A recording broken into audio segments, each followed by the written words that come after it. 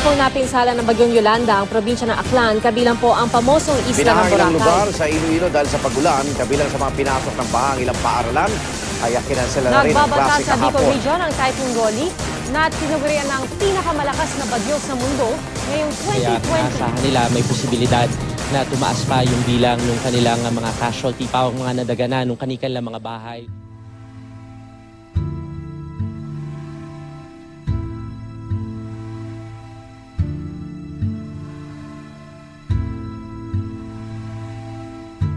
Kung dati, may iilang lugar lang na apektado ng baha. Ngayon, kahit saang parte ka man ng Pilipinas, may maririnig at maririnig kang samot-saring daing. Sa Baguio Frank, hindi siya hangin ang hinukuan, kundi flash flood. Nga, natulog-tulog ako sa babaw, bigla na lang niya, daw ka split seconds, wala, nagsulod ng tubig sa among balay. Tapos, since nga wala ka man gani ka prepare, kaya daw gulpi lang di ara ng tubig. May mga sapat pa kami nga kinanglan namon i-save. May mga pabo kami, may mga buto nga bago nga mga gipaguna pa namon niya dapat i-save siya. Pero wala gid siya nang ipuli na save. Nung nakaraan na Christine, inabot ng ang pinasok ng tubig ang aming bahay, almost 1 foot sa loob ng bahay. So, yun. Siyempre maglilinis ka. Sa palibot naman ng bahay, ang daming mga nahulog na mga dahon o sanga ng kahoy. So, maglilinis kami.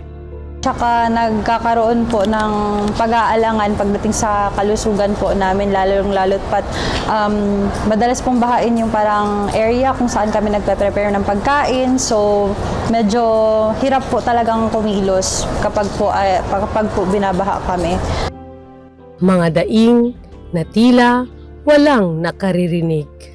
Ang inahingi lang namin ang suporta sa gobyerno na tulungan kami sa mga boatman na makaraos din kami sa mga paghihirap namin dito dahil kawawa naman kami, kaunti lang naman ang kita namin dito ng mga boatman, lalong-lalo na kung may bagyo, walang-wala talaga. Kaya lang ang problema naman sa palakad ng gobyerno as may experience. Parang nagiging political kasi ang mga pantulong ng gobyerno. Kung hindi ka kaayon sa nasa pwesto, panghuli ka o wala kang makukuha. Ano nga bang dapat gawin sa tuwing ito'y mararanasan? So, ang ginawa ko, every now and then, I really check local government page when it comes to updates kung ano na yung current na standing pag umuulan, saan yung baha, or ano yung pwede nating possible na gawin para at least maiwasan natin yun. Bibili na kami ng mga supply, mga pagkain, naghahanda na kami ng bag para pagtakbo, madali. Tapos, yung mga alaga namin, nakahanda na rin, ready na. Yun lang po, yung mga mga simpleng bagay lang na kayang-kaya naman kung saan aakyat, kung saan magkikita, pag in case na nagbaha na, ganun po. Before na aalis ng bahay, kailangan i-check namin yung mga kagaya ng mga kagamitan, mga kagaya sa kuryente o yung safety box, kailangan may mapakagad para siguridad na hindi magkaroon ng kagaya ng mga sunog, hindi natin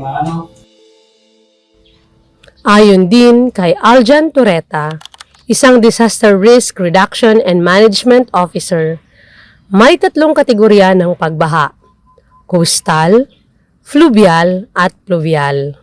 Ikon coastal, sa coast na doon sa baybayon. So, kakatabuhin na kung magtaas ang level sa tubig, may storm surge, so may bagyo, so high tide as well. So, pwede siya na factor. Sa may fluvial naman, meaning ang aton nga river or lake, for example, or ang river, hindi niya masarangan ang volume of water ng galabay. So maybe from the forest area or mountainous, bundak dito ulan, nagnaog diri sa aton, hindi niya masarangan. That's why nagalapaw na siya sa river. Muna ang fluvial. Ang pluvial naman, nakatabo in subong actually, especially sa mga city areas, meaning ang amount of the rain, for example, the volume of the rain, tama man siya kadamo. So hindi man masarangan ang kadamuon sang nagtupa ng ulan on a particular area, wala yan naman nasarangan, no? Ang mga drainage system natin dira, ang ground natin as the one who absorb the water, hindi niya masarangan because of the volume. Alinman sa mga ito ang bumungad sa atin, siguraduhin na laging handa, bago, habang at pagkatapos ng baha.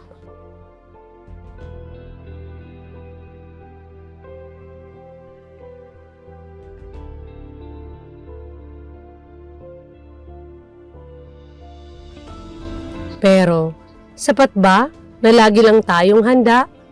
Ano-ano nga ba ang dapat din nilang gawin? Siguro aside from financial assistance, kasi usually naman talaga yan ang assistance na binibigay ng gobyerno sa mga nasasalanta. Siguro magkaroon din ng clean up drive. Kasi parang ang hirap na kami-kami lang na nandun yung nagtutulungan. Siguro mas okay na meron din from LGU na pupunta sa amin, kakamustahin kami at tatanungin kami kung ano yung mga kailangan namin. Ang gusto ko lang pong marating po sa aming gobyerno na bigyan po kami ng magandang evacuation center like yung CR po, tubig. Siguro kailangan namin na suporta is yung mga makabagong equipment, mas mapa-improve yung deployment natin.